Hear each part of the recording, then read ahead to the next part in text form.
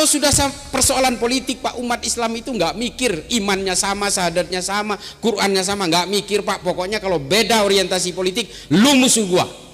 Ini Islam ini. Nah, peluang ini yang dilihat oleh orang Barat.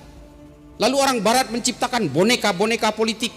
NU hari ini disasar. Orang NU itu paling senang dengan habaib, menghormati para habaib. Ini ajaran ulama-ulama NU. Peluang ini pun masih dipakai Pak, menciptakan oknum-oknum habaib untuk menghancur leburkan NU, menghina ulama NU, menghina Gus Dur dan sebagainya. Ini boneka nih. Makanya saya setuju dengan Kiai Nasih tadi yang mengatakan kita betul-betul memposisikan Ahlul Bait itu sebagai posisi tertinggi. Kita sepakat itu. Karena ini bagaimanapun kita harus membangun kecintaan kepada Rasulullah lewat penghormatan terhadap para dzurriyyahnya. Tapi soal moral lain lagi Pak. Meskipun Habib bajingan aja. Ini mohon maaf Pak, ini persoalan moral manusia. Kalau kita kemudian benci kepada orang yang melakukan penipuan tapi dia Habib, ya kita benci kepada kelakuannya, bukan kepada Habibnya. Saya ditipu berkali-kali Pak sama Habib karena saking takdimnya. Wallahi, batu cincin lah apalah, dikatakan ini blue safir, ahli ini, wallah asli ini, ternyata beling Pak. Jatuh di kamar mandi, prang, beling dari botol. Nah coba, ini mohon maaf, ini saya cerita soal ini bukan apa, untuk dzurriyyah Nabi kita sepakat, kita mengikuti anjuran para ulama yang kita belajar juga, Durratun Nasihin juga kita temukan kok itu, bahwa menghormati dzurriyyah itu sama artinya dengan menghormati Kanjeng Nabi. Kita sepakat itu. Tapi habaib itu bukan Habib Pak, habaib itu jamak.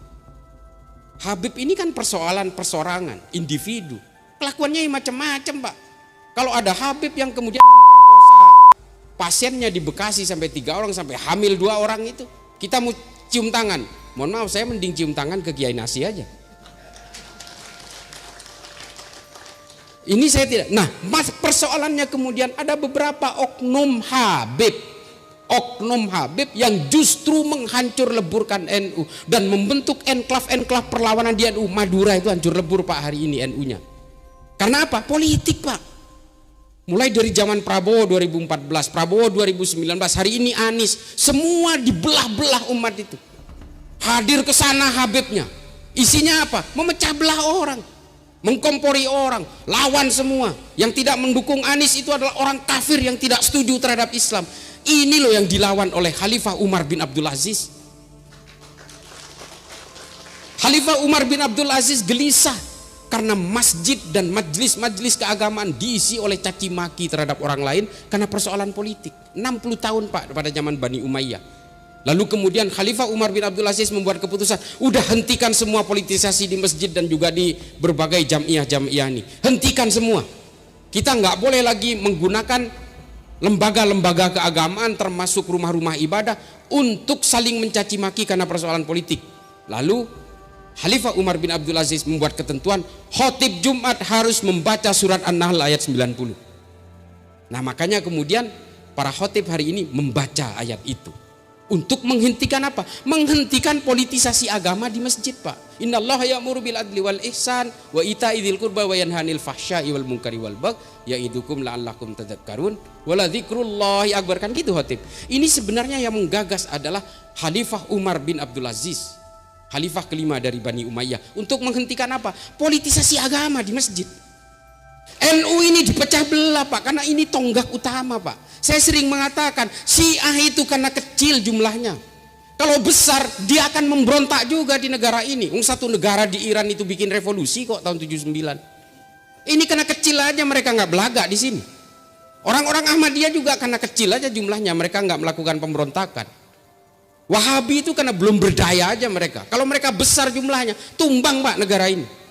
Tapi ada satu yang mayoritas yang tidak pernah neko-neko dan selalu memperjuangkan NKRI, Nahdlatul Ulama. Ada NU pernah jadi pemberontak di sini?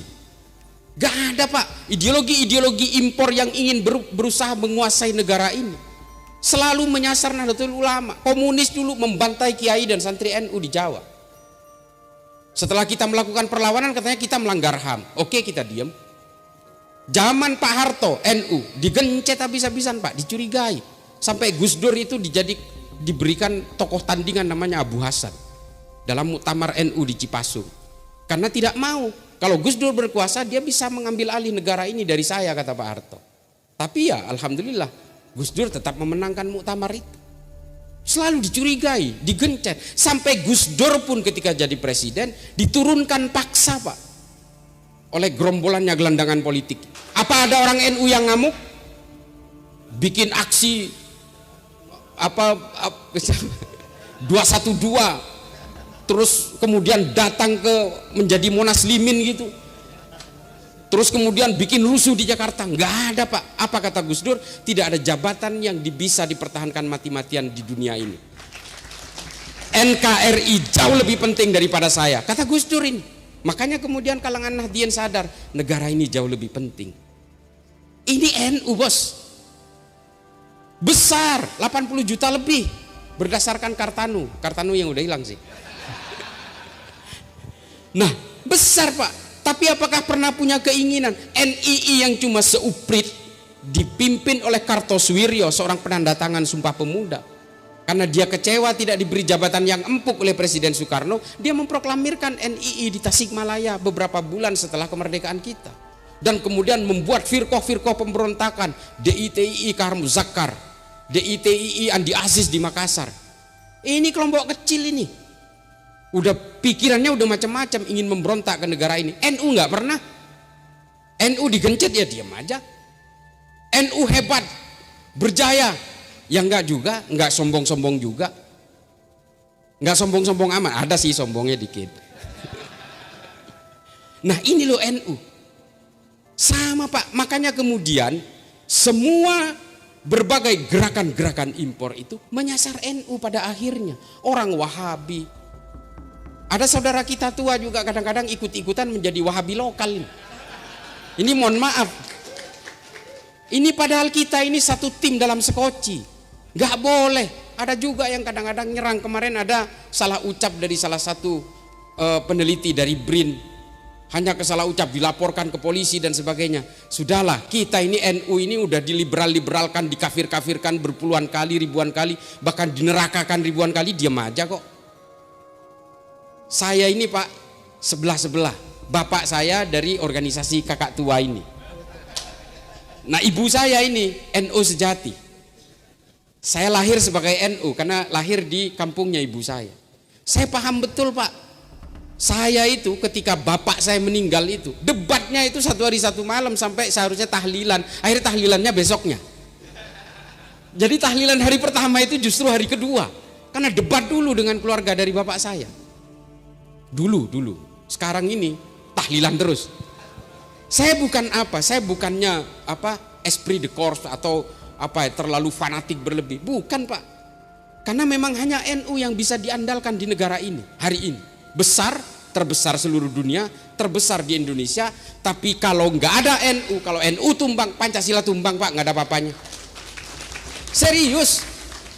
Hanya NU yang mau hidup berdampingan dalam perbedaan. Kita nggak pernah gelisah oleh keimanan orang lain, kita nggak pernah gelisah oleh tafsir-tafsir orang lain, kita nggak sibuk menghitung dosa orang lain, enggak. Kita nggak pernah menyuarakan kembali kepada Quran dan Sunnah karena kita memang tidak pernah meninggalkan Quran dan Sunnah kok. Nah ini loh, ini pemikiran-pemikiran seperti ini yang hari ini gerakannya apapun pasti nyasarnya ingin merobohkan NU. Nah oleh karena itu kemudian NU kemarin mengeluarkan satu konsep fikih peradaban dalam 1 abad NU. Kebetulan saya dilibatkan di situ bersama para ulama dari Suriah, dari Libanon, dari Mesir. Lalu kemudian kita merumuskan satu pemikiran fikih peradaban bahwa kita harus menolak konsep khilafah. Kenapa? Karena memang ini Pak yang dijadikan boneka oleh Barat untuk membentur-benturkan kita. Umat Islam ini secara historik luluh lantak dedel duel Pak kalau soal politik. Padahal kita selalu gagal dalam politik kecuali Rasulullah. Rasulullah berhasil dalam politik. Setelah Rasulullah wafat, hancur Pak. Mohon maaf, ini saya harus berkata terus terang. Pak, saya belajar sejarah Islam Pak. Setelah Rasulullah wafat, politik kita hancur-hancuran. Kalau dalam Tarikhul Khulafa'nya Imam Suyuti dikatakan Sayyidina Abu Bakar pun wafatnya juga diracun. Kita kan taunya sakit. Tapi Imam Suyuti mempertegas diracun, sama seperti Khalifah Umar bin Abdul Aziz. Sayyidina Umar juga dibunuh oleh seorang budak dari Majusi.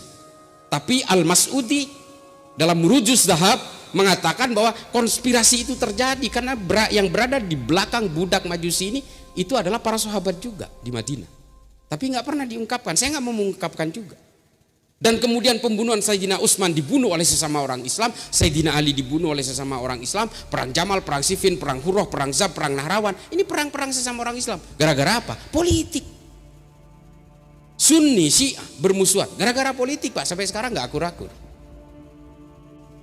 Hari ini ada partai baru netes bilang, mari kita jadikan masjid sebagai tempat jihad politik. Ini mohon maaf Kiai, mohon nyancuk. Saya paling benci. Saya paling benci. Ini yang merusak umat Islam, Pak. Memecah belah umat Islam. Karena kepentingan-kepentingan politik, kemudian umat Islam dipecah belah supaya apa? You are either with them or you are with us. Ini bahaya, Pak. Inilah yang terpancing oleh pemikiran-pemikiran orang Barat. Pak, Al-Qaeda, ISIS itu ciptaan orang Barat, Pak. Saya tidak menampik itu. Yang menciptakan Boko Haram, Al-Shabaab, Hasan Turabi, Laskar At-Taibah, Gerakan Thailand Selatan, Abu Sayyaf di Filipina, ini semua adalah produk-produk turunan yang difabrikasi oleh orang-orang Barat. Termasuk di Indonesia, Jamaah Islamiyah, Jamaah Ansarud Daulah, Jamaah Ansarud Syariah, dan semua berbagai banom-banomnya mereka ini yang ada di Indonesia. Ini semua difabrikasi oleh orang Barat. Lalu, apakah Densus juga ikut menjadi fabrikasi orang Barat? Bukan, karena mereka ini tidak tahu bahwa mereka ini difabrikasi oleh orang Barat. Mereka ini adalah korban semua.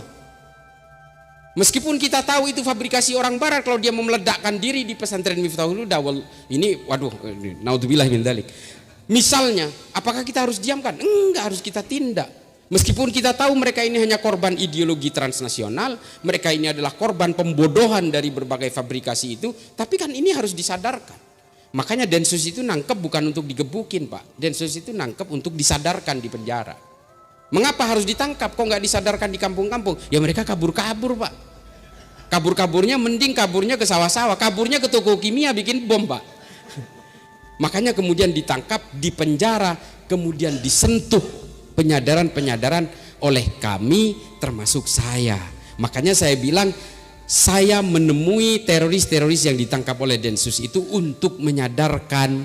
Nah, semua ini mereka ini adalah penganut faham Wahabi. Saya pastikan kalau ada yang nggak percaya daftar ke saya bawa ke penjara, ngobrol sendiri sama terorisnya. Kalau dia ngaku NU, saya yang nginjek lehernya.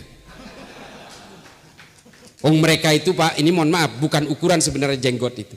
Mereka kan jenggotnya panjang-panjang, Pak. Meskipun saya sering katakan, tahu nggak, kamu kata Imam Ghazali apa? Makin panjang jenggot kamu, otakmu makin kecil. Mereka katakan, itu kan kata kamu ahlul bid'ah katanya. Nah, saking taatnya mereka terhadap sunnah, terhadap yang namanya jenggot itu, kalau dipotong mereka ngamuk. Jadi saya bilang, kamu agamanya bukan Islam, kamu agamanya jenggot berarti. Nah, mereka itu nggak mau kalau dipotong pendek, mereka maunya panjang segini.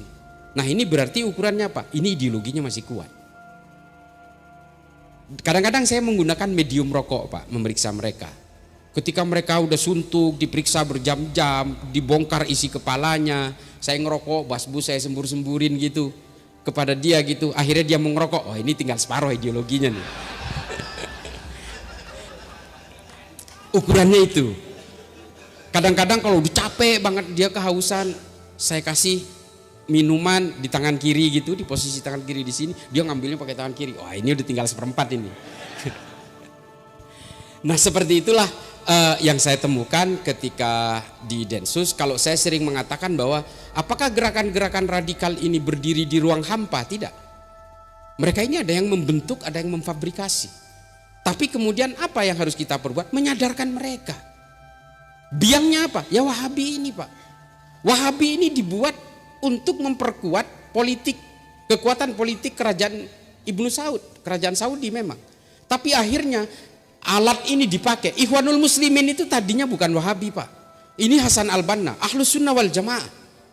Ketika Hasan Al-Banna meninggal, kemudian diteruskan oleh Said Qutb, dia membuat 2 tulisan di dalam penjara ketika dipenjara oleh Presiden Gamal Abdul Nasser. Fi Dhilalil Quran dan Ma'allim fit Thariq. Inilah kemudian yang menginfluen Ikhwanul Muslimin menjadi Wahabi. Nah, ustadz yang ada di sini yang menjadi agennya Ikhwanul Muslimin ini masih memegang terhadap ajaran Hasan al-Banna, bukan Said Qutb, bukan Muhammad Qutb. Nah, ini yang terjadi. Nah, glorifikasi khilafah ini kemudian digandengkan menjadi dua firqoh ini, yang satu Hizbut Tahrir, yang satu Ikhwanul Muslimin, diekspor paksa ke negara kita.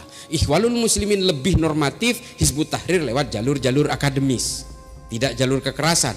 Lalu yang jalur kekerasan di mana? Disebut dengan Wahabi jihadis. Wahabi ini ada 3 Pak, Wahabi Hijazi, Wahabi Haroki, Wahabi jihadis. Wahabi Hijazi ini adalah nih ustadz-ustadz tuh yang sok lembut. Sok lembut itu awalnya, tapi akhirnya kelepasan juga. Tidak boleh menyanyikan Indonesia Raya.